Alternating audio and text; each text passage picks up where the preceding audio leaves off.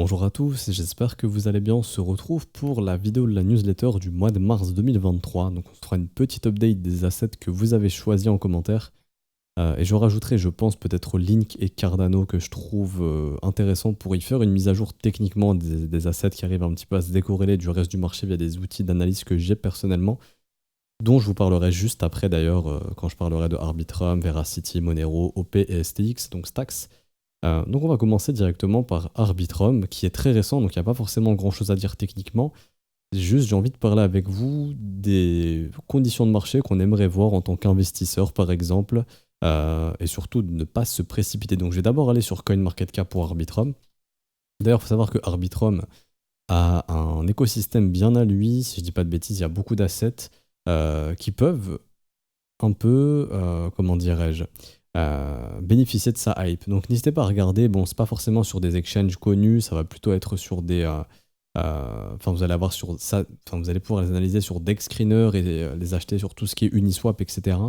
Mais il y a des assets qui tournent autour d'Arbitrum qui peuvent peut-être vous intéresser d'un point de vue spéculatif, donc n'hésitez pas à faire vos petites recherches. Perso avec les élèves, on a vu des petits assets qui tournent justement autour du secteur d'Arbitrum qui techniquement peuvent peut-être le suivre et qui seraient assez intéressants. Je sais pas si vous vous souvenez, mais c'est un petit peu comme la hype qu'on avait sur différentes chains, les assets qui a été écosystème Polkadot, les assets qui étaient écosystème par exemple, je sais pas moi, Uniswap, enfin pas Uniswap, par exemple Chainlink, etc. Et qui arrivaient à décoller, ou les assets qui étaient DeFi, donc là quand il y a eu la rotation des capitaux dans la DeFi, etc. Bah, si Arbitrum est bullish, il y aura peut-être de bons coups à jouer aussi sur son écosystème. Par exemple l'écosystème d'Atom, donc de Cosmos, où il y a Evmos, etc. Qui peuvent être aussi des assets qui peuvent être intéressants. D'ailleurs, c'est vrai que je vais l'ajouter pour aujourd'hui à l'Evmos. On va en parler aujourd'hui, c'était pas prévu, mais je pense que c'est assez intéressant quand même. On va le mettre dans la watchlist d'aujourd'hui. Et je finirai par Link et Cardano. Mais avant, pour revenir sur Arbitrum, donc, on va sur Arbitrum sur CoinMarketCap. Et le petit hic, enfin même le gros hic sur Arbitrum, c'est bien sûr son supply. Le taux d'inflation sur Arbitrum sera énorme, parce qu'actuellement, nous avons 1,275 milliard d'Arbitrum en circulation. Mais il faut savoir que le total supply sera à 10 milliards. Donc il y a beaucoup de tokens qui vont être release, qui vont sortir, qui seront dilués dans le marché. Donc là actuellement, en fait, CoinMarketCap vous fait un calcul très simple et très bête, qui est juste, bah, si tout le market cap, enfin pardon, si tous les tokens étaient dilués, pour avoir un Arbitrum à 1,36$, il faudrait un market cap de 13 milliards 600 millions. Donc vous voyez, c'est beaucoup. Donc ce que je vous invite aussi à surveiller, c'est d'aller sur ChartsCoinTrader Pro, donc charts.cointrader.pro. Et vous écrivez ARB de petits points supply. Je ne sais pas s'ils ont encore mis comment dirais-je, la data ou pas d'Arbitrum, peut-être pas. S'il n'y a pas, j'ai pas l'impression qu'il y ait. S'il n'y a pas, c'est pas grave, n'hésitez pas à checker au cours des prochains jours, il y aura probablement pour voir comment se comporte le supply. Sinon, il y a des sites qui doivent le faire. Là, je ne les ai pas sous la main, mais il y a des sites qui doivent probablement vous expliquer un petit peu comment se comporte la dilution de tokens de Arbitrum. Mais ça, c'est le premier point. Du coup, probablement attendre quelques mois que ce supply augmente, qu'il soit dilué, etc. À court terme, oui, l'asset peut faire un rallye parce qu'il y a beaucoup de hype, etc. C'est pas impossible. Donc ça, c'est vraiment pas un problème. Maintenant, à terme, la cyclicité du marché altcoin, très généralement, est soumise à l'halving du Bitcoin. Il faut savoir que l'halving du Bitcoin, il sera en avril 2024. Donc ce sera pas avant mars-avril, hein, donc fin mars de mémoire maintenant. Et très généralement, les altcoins vont pumper après cet halving du Bitcoin, donc généralement on est plutôt autour de l'hiver qui suit. Donc avril c'est à peu près le printemps.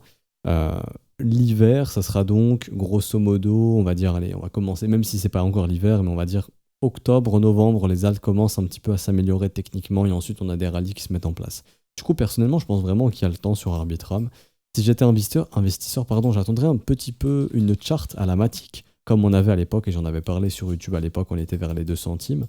Parce que graphiquement, ça c'est excellent. Quand graphiquement vous avez un asset qui est listé, ok, mais qui est plat pendant très longtemps et qu'on commence à faire des structures comme celle-ci, à les breaker, là ok, on peut y aller, là on est mature pour y aller. Ok. D'ailleurs, j'ai pas Matic dans cette liste et je l'ai toujours pas fait. Bah, je le ferai peut-être dans une prochaine newsletter. Bon, là, elle est pas vachement hyper intéressant encore. Et c'est du coup, je vais copier-coller en fait de petites secondes. Je vais copier-coller ça. Donc je dis pas que faut forcément qu'on ait ça à la perfection. Mais plus un asset va être plat, plus il va pouvoir marquer un support. Pardon, je voulais faire bars pattern. Plus il va pouvoir marquer un support et en fait, simplement accepter une valeur. C'est ça en fait, être plat. C'est accepter que ok, on est d'accord, on a pricé ce truc à, je sais pas, par exemple 1 $. On est d'accord pour que ça coûte 1 $, maintenant allons visiter plus haut. Tout simplement. C'est ça que ça veut dire. Donc là, je reviens sur Arbitrum, je clone, et bon, là, je mets à échelle, hein, à la même échelle. Mais grosso modo, voilà, si on peut avoir ça dans les prochains mois sur Arbitrum, là, vous aurez vraiment un asset qui a bien consolidé, qui a marqué un fort support, et qui, lors de son breakout, pourra justement déclencher enfin quelque chose d'haussier par la suite. Ok. Bon, là, j'ai un peu merdé au niveau du Bars Pattern, mais voilà. Vraiment y aller. C'est comme ça généralement que ça se passe. Très plat, et ensuite on y va. Peut-être qu'il va faire déjà un rallye, j'en sais rien, mais il va probablement retracer. Et pareil, si après, autour de l'halving, il y a une charte qui ressemble à ça, alors là, pour un investisseur, je vous garantis que là, c'est hyper intéressant. Mais là, on est un peu dans le flou. On est sur une valeur d'à peu près 1 milliard. Ça peut être considéré comme élevé, faible pour certains. Pour moi, il y a surtout ce gros flou autour de la dilution des tokens, en fait, et ça, c'est un petit peu dangereux. Maintenant, c'est vrai qu'au court terme, je ne serais pas étonné, on est dans une saisonnalité, pardon, où on peut avoir des rallyes haussiers, mais je pense vraiment que le signal d'investissement, il ne sera pas avant 2024, voire peut-être 2025, pour pouvoir après avoir des gros rallyes et pouvoir prendre ses profits sur une montée qui serait plus importante, je pense, personnellement, que ce qu'on peut avoir là en 2023. Si Arbitrum arrive à se faire une place dans l'écosystème crypto pour le prochain cycle. J'aime bien les assets qui sont récents, quand j'essaye d'investir dans la crypto, avant début de cycle haussier, parce que déjà quand c'est récent, il n'y a pas beaucoup de bagholders, c'est une technologie nouvelle, c'est une technologie qui peut intéresser de la smart money, etc. etc. Ok. Donc ouais, c'est ça qui justement, personnellement, je trouve très intéressant. Là, j'ai pas grand chose d'autre à dire, c'était plutôt fondamental, bon aussi technique pour revenir dessus, et soyez pas pressés, même si là ça pump, bon après si vous avez des setups, style swing trading, etc., il n'y a pas de problème. Pour moi, la fenêtre de vente, ce serait à peu près mai-juin, comme d'habitude. C'est souvent là où on s'arrête en termes de saisonnalité, s'il y a vraiment un rallye, mais je pense pas que ce sera le début du bull market sur Arbitrum. Je pense que ça viendra plus tard. Ça sera en gros peut-être le premier rallye pour derrière retracer. Vous tracez vos zones de rechargement. Hop, une fois qu'on y est, si vous y voyez juste des structures, là c'est cool, ok? Donc là vraiment, ça serait bien. Donc voilà, pas grand chose d'autre à dire sur Arbitrum, on peut avancer. D'ailleurs, oui, j'avais oublié d'en parler. Je viens de lancer un nouveau concours, donc pour ceux qui ne sont pas inscrits à la newsletter, vous verrez cette vidéo, je crois, le vendredi 6 avril, si je dis pas de bêtises. Je vais vérifier ça, le vendredi sera quand? Non, le vendredi 7 avril, pardon. Le concours sera terminé, ok? Il y en aura probablement un prochain, mais là, c'est vraiment pour ceux qui ont cette vidéo et qui la regardent avant le 4 avril. Il y a un nouveau concours, il y aura un tirage au sort le 4 avril, 500 € à gagner, 100 € chacun. Il suffit juste de RT like le tweet, je vous le mettrai aussi en description et en commentaire. Follow le trône, vous créez un compte sur BitGet, ça vous prend 2 minutes, c'est rapide, 100 KYC, vous pouvez trader 100 KYC, vous pouvez retirer vos fonds 100 KYC, vous avez accès à des choses qui ne sont plus accès sur d'autres plateformes également. Vous avez un marché spot qui est très garni également si ça vous intéresse. Ils ont une optique de lister des assets qui sont très early. Donc si vous aimez les assets early, bah vous les retrouverez aussi sur BitGet, pas forcément sur d'autres grosses plateformes comme Binance, Coinbase. Et le point le plus important, c'est que vous avez 15% de réduction sur vos fees via notre lien partenaire et ça, c'est hyper intéressant. Donc n'hésitez pas à vous inscrire et aussi participer pour ce concours et vous pourrez participer aux autres prochains concours. D'ailleurs, une fois que vous êtes inscrit via notre lien partenaire, tirage au sort le 4 avril. Et aussi identifier un ami et écrire votre user ID, mais tout est écrit ici, n'hésitez pas à votre temps, mais vraiment ça prend 2 minutes, c'est vraiment pas compliqué. On enchaîne avec Veracity qui a beaucoup été demandé. Je comprends pourquoi, parce qu'il a eu une grosse phase ici, une grosse phase haussière. C'est bien, on est sur un asset qui arrive à casser des résistances, chose qu'il n'a pas réussi à faire depuis tout ce bear market. Vous voyez, les sommets ici étaient descendants. Là, on avait des sommets descendants, tac, tac, tac. On a enfin réussi à casser des sommets descendants, donc à casser des résistances. C'est une bonne chose. Maintenant, on est dans l'optique, si c'est vraiment haussier, de trouver un creux ascendant. Un creux ascendant, c'est quoi? C'est simplement faire un creux plus haut que celui-ci. Idéalement, pour localiser ça, on fait ça où? On fait ça en zone de rechargement. Donc, je prends mon fib, je l'étire, et là, grosso modo, la zone, elle est ici. Maintenant, il y a des levels qui nous invitent à être prudents et qui nous disent, ok, bon, il y a peut-être des niveaux de retest plus bas qui nous attendent. Et je m'explique. Donc là, je passe généralement moi sur le volume profile et je regarde où est-ce que j'ai des trous. Et là, je les vois très facilement. Je pense que vous les voyez aussi. Il y en a un qui est là. Hop. Ça, c'est un niveau de retest. Vous voyez qu'on y est déjà venu et on est en train de combler un petit peu ici. Et il y en a un deuxième que vous voyez également, que je vais indiquer, qui est juste là. Ça indique quoi? Tout simplement, ça indique un trou dans le volume profile. C'est deux extrémités. Vous avez une extrémité ici où il y a eu beaucoup de volume. C'est un peu comme un crochet en fait. Beaucoup de volume exécuté ici, beaucoup de volume exécuté ici. Pourquoi ces zones, on y revient très souvent? Pourquoi? Parce qu'en fait, ça, c'est des zones dans lesquelles des whales, des gens qui ont beaucoup d'argent, qui ont une main sur le token, aiment voir le prix revenir dans ces zones pour leur permettre de filer du volume, donc c'est-à-dire de pouvoir filer des ordres conséquents. Je m'explique. C'est des zones dans lesquelles il y a eu peu de business, donc les gens en fait ont tradé ici, ont acheté ici, etc. Là on voit qu'on a été très vite, d'où nos creux justement. Et du coup, il n'y a pas eu beaucoup d'acheteurs et de vendeurs dans ces zones de prix. Donc les gens ils ont acheté où? Ils ont acheté ici, ils ont acheté ici, ils ont acheté ici. Vous voyez là il y a un gros open interest, donc les gens ils ont... pardon. Beaucoup de volume ici au niveau du volume profile, donc les gens ont acheté ici. Donc mon schéma il veut plus rien dire. Hop. Les gens ont acheté ici, les gens ont acheté ici, le volume profile est important. Là il y a un creux, et là il y a un creux. Donc, il y a aussi ce qu'on appelle de l'imbalance, des niveaux qui n'ont connu aucun retest, donc ça en weekly on le voit, hein, les zones d'imbalance elles sont là, ok. Là il y a une grosse zone d'imbalance, donc ça c'est une zone hyper intéressante où le marché va probablement revenir pour former ce second creux ascendant. Donc ces zones déjà sont très pertinentes. Moi perso, si j'étais acheteur, vraiment si le prix revient ici, qu'il arrive à y faire, vous voyez là il y a le gros creux là. Si je dézoome un peu on le voit différemment, mais si je zoome on va voir le gros creux ici, vous voyez. Donc personnellement, je pense qu'ici serait une superbe zone si vous commencez à avoir un marché qui fait ça. Alors là, il y aura la création du second creux et là, on pourra repartir au nord probablement.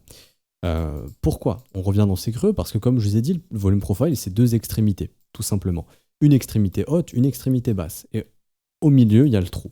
Donc ici, en l'occurrence, ça, c'est une zone où il y a eu du volume exécuté. Ça correspond grosso modo à cette zone de prix. Ok. Également, là il y a le creux et là il y a aussi une zone où il y a eu du volume. Donc on sait qu'il y a un support ici et il y a un support qui est là. Les gens ont acheté ici, ok. Donc techniquement, si on casse cette zone, tous les mecs qui ont pu acheter là et qui ont gardé leurs tokens vont commencer à paniquer et tout naturellement vont pouvoir les vendre ici. Et ça, c'est une zone dans laquelle Smart Money peut récupérer ses tokens. Même exercice ici. Là, on a beaucoup de volume exécuté. Tous les mecs qui ont acheté le support ici, si ça casse, ils peuvent paniquer où? Dans le creux. Donc c'est là justement où des whales qui ont besoin de beaucoup de tokens, de fils de gros montants, en mettant des ordres limites, peuvent poser leurs ordres pour recharger, tout simplement. Et ça correspond très souvent à des zones de stop, etc., des zones d'imbalance, donc des zones où justement ça peut être intéressant pour des gros de pouvoir recharger. Et donc pour moi, il y a cette zone de prix, comme je vous ai dit, et il y a cette grosse zone. Il faut voir dans quel prix, à quel prix pardon, la structure de reverse peut se montrer. Pour l'instant, il n'y en a pas. Maintenant, en weekly, c'est bien, il y a eu cassure de sommet, cassure de sommet.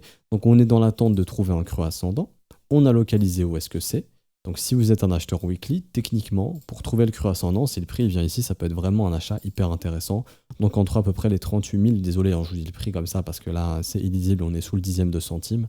Entre 38 000 et 30 000 ici. Et bien sûr, on est sous le dixième de centime sur VRA. Donc ce serait vraiment dans ces niveaux de prix. Et du coup, l'objectif par la suite, c'est de trouver un sommet ascendant, donc tout simplement derrière, de voir quelque chose comme ça. Donc c'est ce qui vous ferait justement de belles plus-values.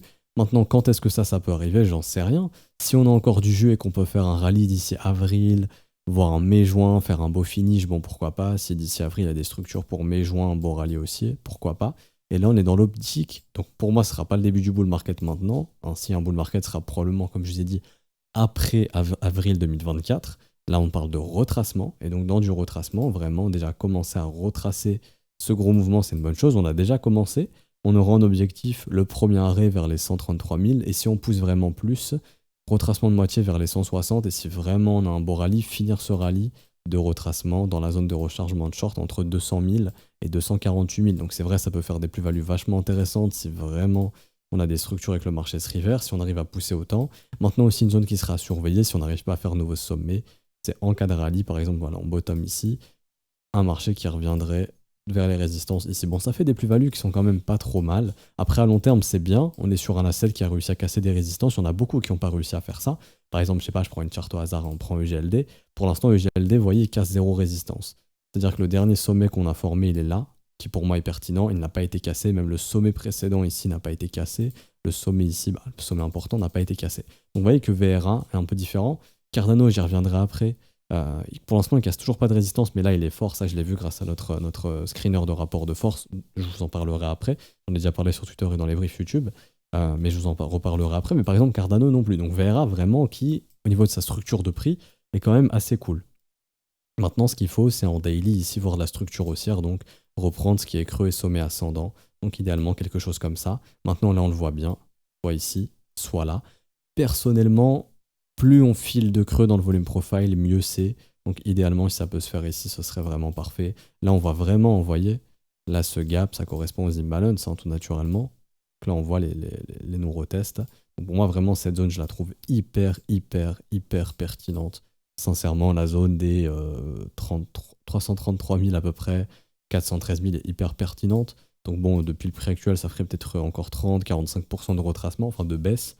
Euh, c'est pas rien, je suis d'accord, mais bon, après, honnêtement, si les structures qui suivent, etc., ça peut être très intéressant. Si les structures arrivent avant, il faudra s'attendre à des rallyes avant, hein. Si on voit ça, on pourrait très bien retourner vers les résistances. Pour l'instant, il n'y a rien. Pour l'instant, là, le move, il est toujours baissier. Depuis qu'on a fait les M-top ici, c'est toujours baissier. Vous pouvez aussi voir une petite trendline juste ici. Ok. Tant qu'on évolue dessous, momentum baissier. Et après, hop, là, si on y voit des structures qu'on vient un peu combler ici, il faudra s'attendre à un VRA qui reverse et qui pourra faire de beaux rallyes. Ça se trouve, on va rester jusqu'en avril 2024, un peu plus loin, vraiment en train de consolider pour préparer un beau rallye par la suite. Bon, ça m'étonnerait un peu. Je pense qu'il y aurait peut-être moyen d'avoir plus de jus avant, mais il faut que graphiquement ça se confirme. Ensuite, on a XMR. Alors pourquoi j'ai mis Monero? Parce que je vois peu de gens en parler, et moi, c'est un asset que je trouve qui se décorrèle un petit peu, qui a récupéré un peu de force, contrairement aux autres. Ça, je le vois aussi grâce au petit screener qu'on a. Et tout simplement, graphiquement, il est pas moche. Pourquoi graphiquement, il est pas moche? Parce que c'est un asset qui a bottom depuis juin 2022. Donc il a bottom avant Bitcoin. Bitcoin, il a bottom le 21 novembre 2022, si j'ai bonne mémoire. Donc en tout cas, fin novembre 2022, voire début décembre. Monero a bottom même avant l'histoire FTX, qui se retrouve ici sur le graphique. Alors, il a déjà fait une structure en weekly, il continue ses creux ascendants. Donc pour moi, tant qu'il continue les creux ascendants comme ça, il y a toujours la possibilité pour lui de continuer de retracer et de pourquoi pas venir dans la zone de rechargement de short du sommet précédent ici. Sur la big picture, il est toujours baissier. C'est-à-dire que l'objectif, ce serait juste de revenir dans ces zones de prix. Ok. Mais du coup, ça en fait un swing intéressant pour enchaîner les creux comme ça et continuer. C'est-à-dire que là, par exemple, si Monero m'intéressait personnellement, bon, s'il y a un dip sur Bitcoin, je pense que on va revenir où? On va revenir un peu dans la zone de rechargement, voire légèrement dessous ou dedans, enfin je vais vous montrer ça, du mouvement précédent, donc du 10 mars. C'est-à-dire qu'en gros, on va revenir ici. Là, vous voyez, il y a quelques creux qui sont en train de s'accumuler, ici. Donc ça peut valoir le coup d'attendre une chasse de ces creux qui sont en train de s'accumuler ici. Hop. Et du coup, une fois que ça c'est fait, là, on a une bonne zone, on a le support précédent, on a le signal haussier qui avait été donné, qui marque un support. Donc cette zone de prix est très pertinente pour justement avoir un achat ici avec un risque assez serré puisque l'invalidation se trouverait sous ce creux. Et du coup, par la suite, si on continue la dynamique haussière, aller chercher tout naturellement quoi? Pas simplement au-dessus des sommets. Et pourquoi pas même continuer de pousser dans la zone de rechargement de short pour finir ce rallye peut-être mai-juin dans la zone de rechargement de short ici. Ok. Ça, c'est un peu l'idée que j'ai de Monero tant qu'il arrive à maintenir le creux qui a été formé ici le 10 mars. Et c'est pour moi que ça en fait un potentiel intéressant s'il revient dans ces zones de prix. Je dirais vers les 140, ça peut faire des objectifs, vers les 210, 240 dollars. Je suis d'accord qu'en termes de pourcentage, c'est pas énorme, comparé à un Arbitrum, comparé à un VRA, si Veracity s'il arrive à retracer.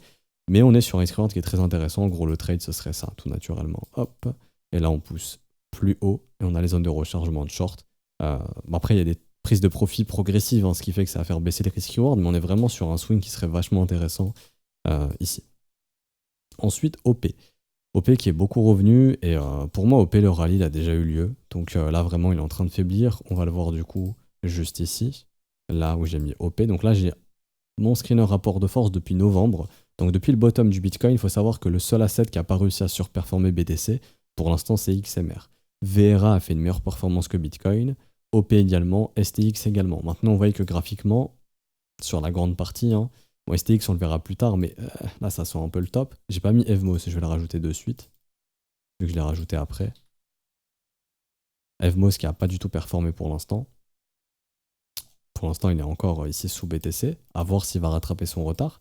Mais là, on est sur des assets qui ont déjà majoritairement, envoyé ici, performé. Et OP également, les M se reforment, et puis VRA qu'on a vu. Donc OP, le rallye, il a déjà eu lieu. J'en parlais, je m'en rappelle, avec les élèves et sur YouTube ici. C'est un de mes setups favoris, je l'ai déjà expliqué plein de fois. J'adore quand il y a déjà une structure, puis ensuite un pump, au retour zone de rechargement et qu'il y a des W dans tous les sens. Ça, c'est un de mes setups favoris, donc c'est exactement ce qu'on a eu ici. Bam, rallye. Ça, c'est un de mes setups que j'adore.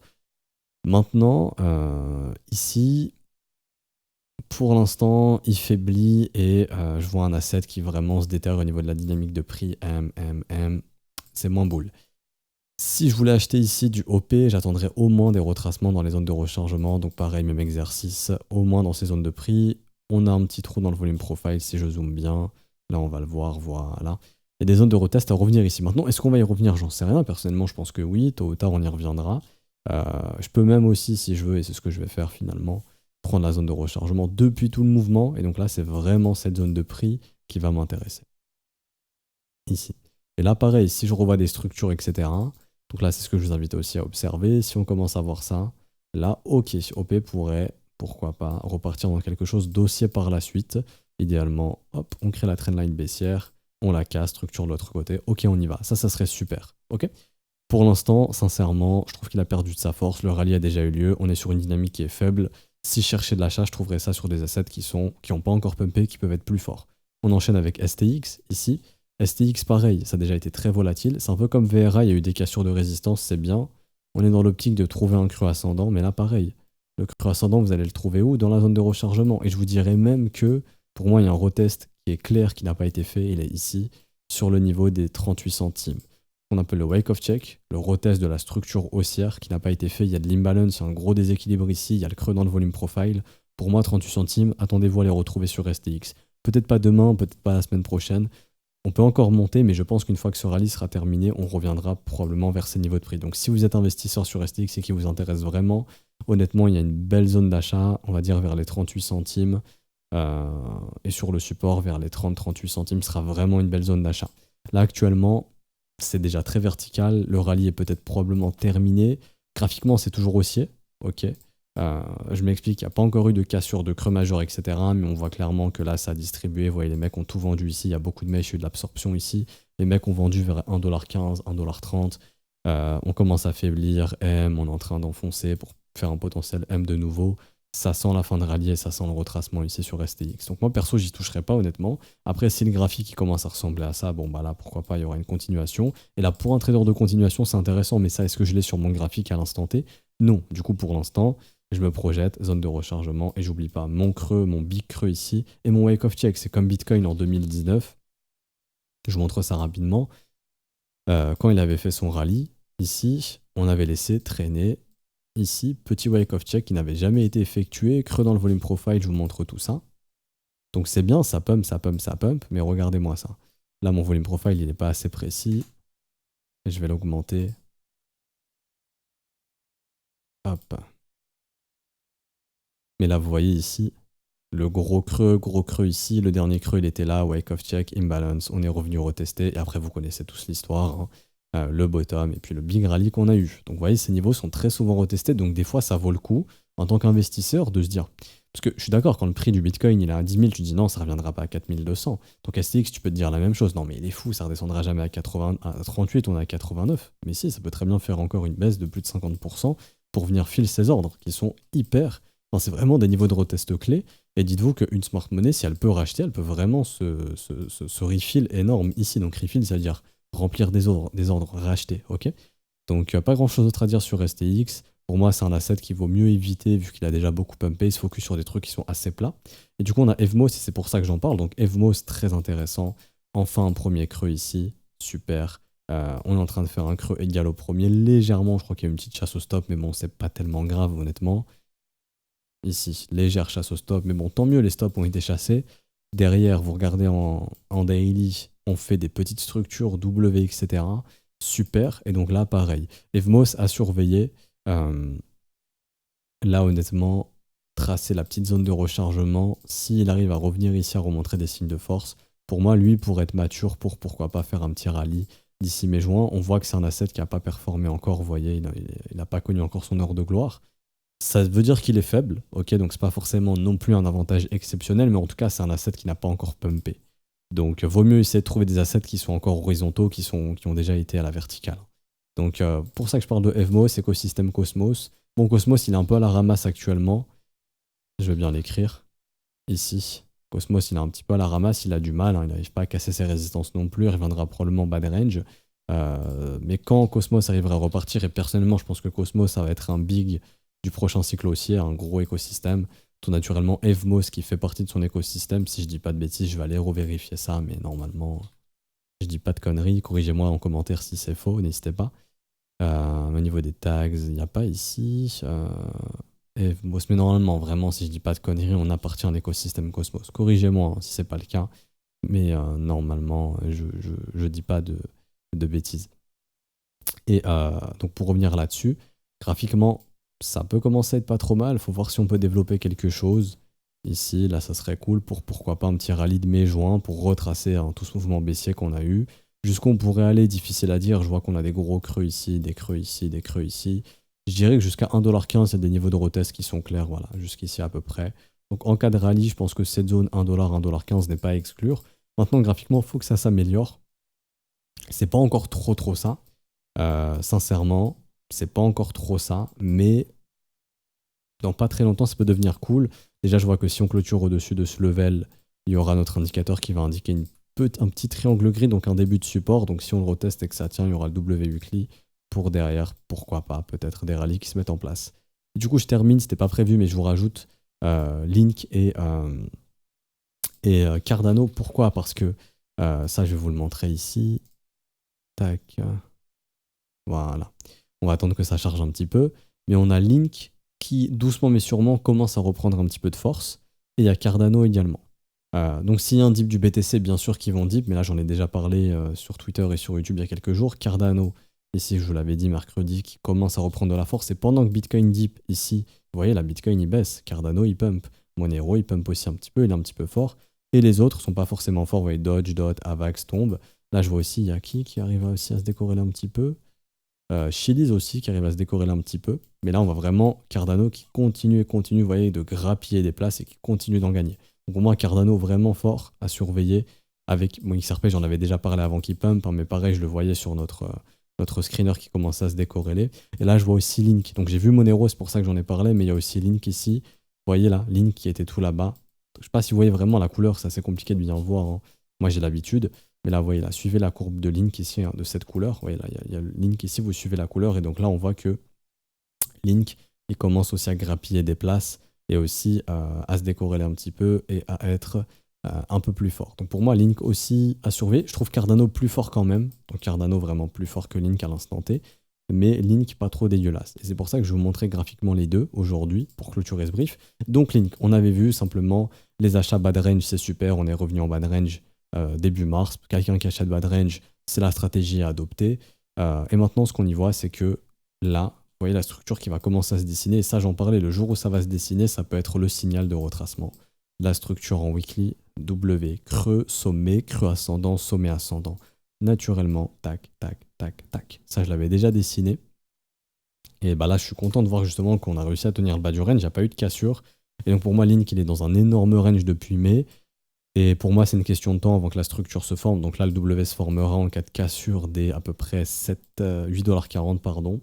Et une fois qu'on fait ça, je pense qu'on aura le signal pour aller casser le range et on retracera dans ces zones de prix entre 13 et 15$. Je ne m'attends pas au rallye du siècle sur Link, pour être honnête avec vous. Pour moi, 2023, c'est pas une année hyper bullish pour les alts, surtout pour BTC, je pense. Et les altcoins vont bénéficier de la force de Bitcoin. Les fonds, il y aura une rotation des capitaux en fait au sein du marché, mais on n'est pas encore dans la phase, et ça je le dis souvent, où les milliards rentrent. Vous regardez au niveau du stablecoin supply, ça c'est très souvent après les halvings que ça arrive. Vous regardez par exemple, on a eu l'halving en mai 2020. Regardez, le stablecoin supply, il s'est mis à exploser quand? À partir de mars, avril, mai, autour. Et là, quand il y a des milliards qui rentrent, là, on peut avoir des gros mouvements haussiers sur les altcoins. Bah oui, il y a des milliards qui rentrent, donc on peut alimenter tout le marché. Mais là, est-ce qu'il y a des milliards qui rentrent? Non, les milliards, ils sortent. Ça veut dire que là, actuellement, on est en train de trader avec les mêmes personnes qu'il y avait avant. En fait, il n'y a pas de nouveaux fonds qui peuvent alimenter un gros rallye dans toutes les altcoins. Du coup, les altcoins, il faut être sélectif. Le plus safe, c'est Bitcoin, tout simplement. Et ici, comme je vous le montre, Link, il ne faudrait pas s'attendre, ça y est, le bull market to the moon, machin. Non, pour moi, ça serait juste retracement. Et après l'halving du Bitcoin, s'il y a du jus et que Link est toujours un actif phare de ce marché, là oui, on aura des big rallyes. Mais ça sera probablement après l'halving du BTC, donc après mars 2024. Précédent halving, c'était mai 2020. Les altcoins ont commencé à décoller en janvier-février 2021. Halving mars 2024, on décollera peut-être novembre, décembre 2023. Donc fin 2023, pardon, fin 2024, début 2025, vous voyez, il y aura du temps. Pour moi, ce serait juste du retracement. Mais en tout cas, si vous êtes investisseur, les prix sont bons, là, la structure commence à être sympa. Et si le W se forme, pour moi, ce serait un bon signal de sortie des ranges par la suite pour retracer, pourquoi pas venir, zone de rechargement de short, du mouvement et de la résistance précédente. Et pour finir, Cardano, bah oui, Cardano qui aussi devient fort.